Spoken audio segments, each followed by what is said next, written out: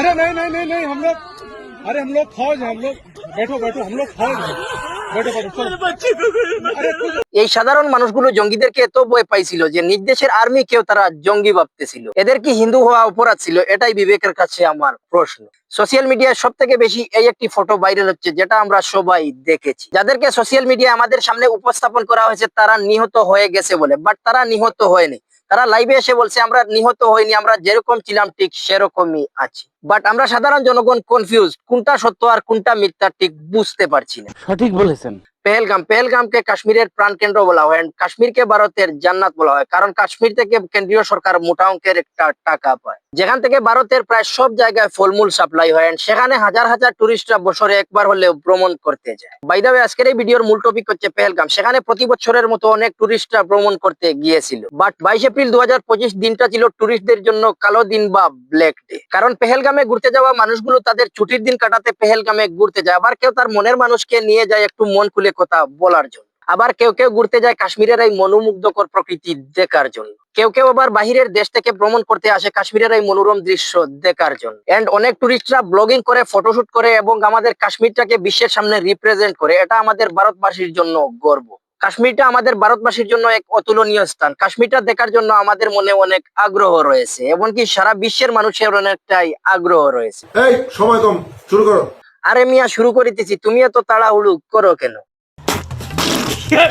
প্রথমত কথা হচ্ছে, টুরিস্টরা কাশ্মীরের পেহেলগামে ঘুরতে যায় ছুটির দিন কাটাতে, বাট সেই দিনটি ছিল টুরিস্টদের জন্য অত্যন্ত দুঃখজনক একটি দিন বা black day.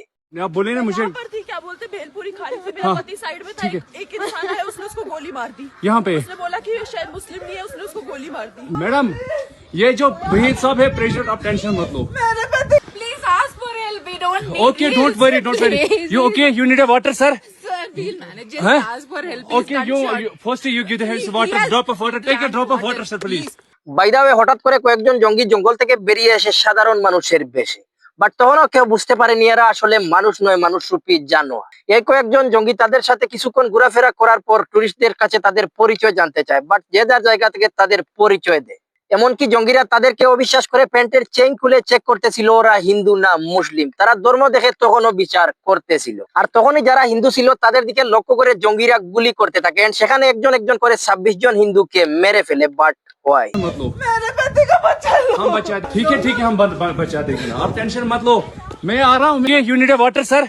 Sir, we'll manage, just Huh? ask for help. Okay, you first you give the hands water, drop of water, take a drop of water, sir, please. ঠিক তখনই এন্ট্রি হয় আমাদের একজন মুসলিম ভাইয়ের, যার নাম ছিল আদিল হাসান শাহ, যে কিনা বলে তোমরা এদেরকে মেরো না, এরা আমাদের অতিথি, এরা নিরপরাধ, তোমরা এদেরকে মেরো না, তোমরা এদেরকে মারতে পারো না, এদেরকে তোমরা মেরো না, এদের কোনো দোষ নাই। এই কথা বলে আদিল হাসান শাহ জঙ্গিদের কাছ থেকে তাদের বন্দুক কেড়ে নেওয়ার ট্রাই করে, বাট তখনই আমাদের কয়েকজন হিন্দু ভাই পালাতে সুযোগ পায়, এমনকি কয়েকজন হিন্দু ভাই পালাতেও সক্ষম হয়। বাই দ্য ওয়ে, যারা প্রাণ হারিয়েছেন তাদের জন্য মন থেকে দোয়া রইল, আর যারা আহত হয়েছেন তাদের সুস্থতা কামনা করছি। আর যারা এই নিরপরাধ মানুষগুলিকে গুলি করে হত্যা করেছে তাদের উপযুক্ত শাস্তি চাই, এটাই আমাদের দাবি। আজ পর্যন্ত এই ভিডিওটি ভালো লাগলে একটি লাইক করতে পারেন, একটি কমেন্ট করতে পারেন, সাথে একটি শেয়ারও দিতে পারেন।